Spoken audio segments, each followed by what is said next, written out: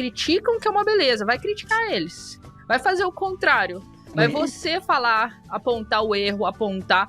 A coisa muda de figura, então é uma coisa muito interessante porque a gente tenta ver o alemão como nessa cultura do não, ele é assim, ele critica porque ele é alemão, mas a partir do momento que você entra nessa mentalidade e tenta fazer o mesmo, então eu também posso criticar. Você percebe que eles não são tão abertos assim a receber críticas quanto eles são abertos a criticar. Principalmente se a gente estiver falando de uma posição hierárquica, né?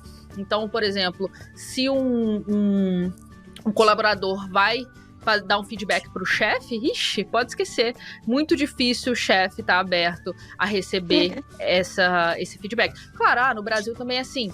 Lógico, é sempre... A hierarquização sempre dificulta o feedback. Mas, assim, falando especialmente na Alemanha, eu acho isso muito mais forte. É impossível você chegar pro seu chefe e realmente falar... Nem abrem isso, né? Por exemplo, em várias empresas que eu trabalhei, no Brasil, a gente tinha momentos de dar o feedback, de receber, né, o tal do PDI e tal, de desenvolvimento. Na Alemanha, nunca vi nem comi, nem ouvi falar, né?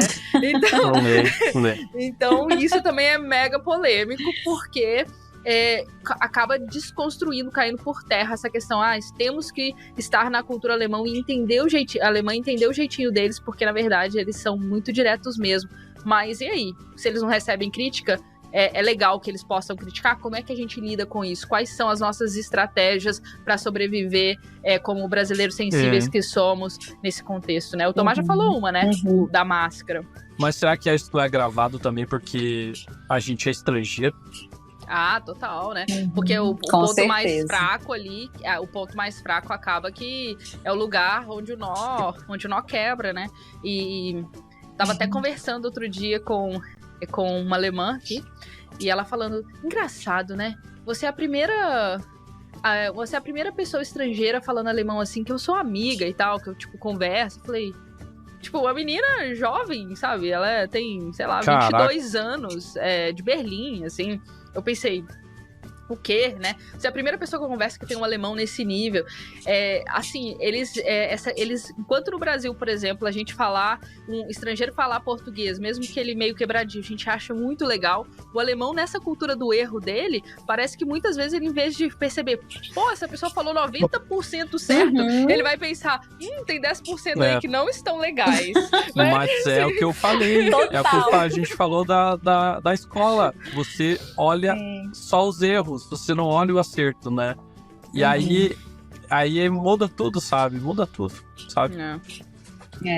Deixa totalmente tudo mais difícil. E tem uma coisa que vocês mencionaram aí que eu acho importante a gente voltar a enfatizar, que somos estrangeiros numa terra em que a gente sabe que tem um histórico aí, como o Tomás começou falando a nossa conversa, né? Que tem um histórico aí de muita vigilância entre eles, justamente pela culpabilização, pela responsabilização dos processos aí do nazismo e tudo mais. Mas tem uma coisa também, assim, que a gente precisa falar, né? Por mais que eles estejam sempre vigilantes, metódicos e burocráticos com essa história toda do erro, no fim das contas a gente sabe que a cultura de acolhimento ao estrangeiro, ela é muito mais da palavra do que das atitudes em alguns momentos, né? Especialmente em cidades menorzinhas, igual você falou de Stuttgart, né, Lud? Assim, em Berlim, a universidade eu não senti tanto, mas eu já escutei muitas histórias de gente que vai pra lugares tipo Dorfs, né, que acaba que sente muito Berlim essa coisa. Berlim não é Alemanha, né? Berlim não é Alemanha. Então aí já tá diferente. E aí, assim, essa história de que o alemão passou pelo nazismo e hoje ele se pune muito por isso, ele se autorresponsabiliza demais, então ele não vai ter preconceitos como estrangeiro. Isso é uma falácia muito grande, porque no fim das contas, assim, a gente sente muito isso, né? No blá blá blá é uma coisa, então a gente sempre tem que se lembrar dessa história aí também. Somos estrangeiros aonde quer que a gente vá na Alemanha. Berlim também, apesar de não ser Alemanha, tem essas coisas aí, né? Sim, tem ainda certeza, a marca neonazi, né? Aquelas coisas todas que a gente conhece. E então, tem uma coisa muito importante também da gente lembrar, é que quando a gente fala do nazismo, isso é muito importante falar, porque às vezes as pessoas se confundem. Hoje, gente, as pessoas que estão na Alemanha, elas não consideram isso, ou elas pensam que elas agem assim por causa daquilo. Isso são rastros históricos, né? Então, isso e a gente é que tá aqui fazendo conjecturas porque isso marcou muito a sociedade. Mas hoje um jovem na Alemanha não pensa, eu sou o responsável pelo que aconteceu. Não tem mais nenhum tipo de responsabilização de forma alguma. Só que, é claro, se a gente tem um trauma histórico em que avós, bisavós, pais viveram certas situações, não não só quando a gente fala de nazismo, mas muito mais, ainda mais próximo que isso, a Guerra Fria, né? Que foi tão forte e tão importante ali dentro da Alemanha, na divisão da Alemanha, e aí a gente vê uma diferença enorme entre a Alemanha Ocidental e Oriental, e como os orientais também são muito mais duros, inclusive, que os ocidentais, e até hoje é assim, né? Só esclarecer isso, porque muita gente, às vezes, ouve a gente em podcast, vê a gente falando sobre isso nas redes e fica com aquela sensação de que isso ainda tá muito na frente dos alemães, mas não é. É mais uma coisa histórica, mais uma coisa de rastro, mais uma coisa que ficou arraigada na cultura, como trauma também, né? E eu sempre, quando eu falo trauma, é aquilo que marca, né? Trauma é aquilo que bateu tanto que marcou. Sim. Isso aí. Mas isso acontece, tipo, por exemplo, de coisas básicas, tá? De coisas boas, sei lá, de família que migrou da Europa pro Brasil, tipo, meus antepassados. Tem com certeza várias coisas que a gente absorveu. E é isso, né? Então, talvez o vô da pessoa, o pai da pessoa já tinha um jeito de ser XYZ e a gente nada mais é do que o reflexo dos nossos pais, né? Misturado muito parecido. também, né? Misturado com algumas outras coisas, mas muita coisa a gente acaba pegando, né? Então, se você nasceu e viveu numa família que talvez era dessa forma, sem querer, talvez você acaba sendo também, né? Então, isso é um negócio difícil de mudar, né? E é interessante que eles acabam dizendo que esse jeito alemão deles, na verdade, é uma praticidade, né? Que a gente que é mais latino, a gente é mais enrolado, porque as coisas são práticos, né? Pero no mucho. Isso aí. Essa burocracia toda aí. E pelo menos hoje em dia a gente já tem mais essa conversa, né, na sociedade alemã.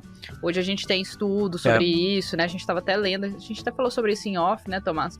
Estudos, por exemplo, de pessoas igual o Frese, né? Falando ali um pouquinho sobre...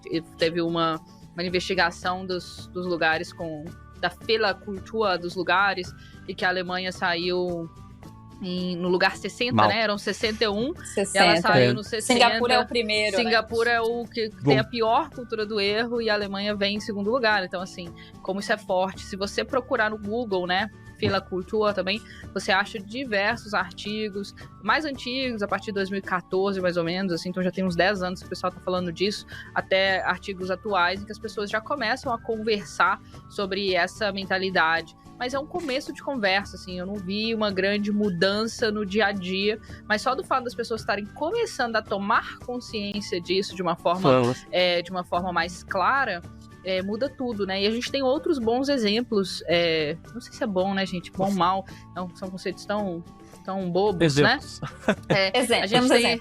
A gente tem exemplos de outras culturas que fazem diferente, que funcionam. Nos Estados Unidos a gente tem o dia 15 de agosto, que é o dia do erro, né?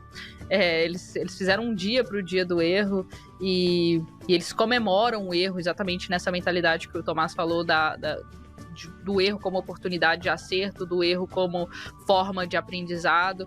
Existem conferências sobre o erro, que as pessoas vão contar sobre os próprios erros e mostrar como aprenderam, o que melhoraram.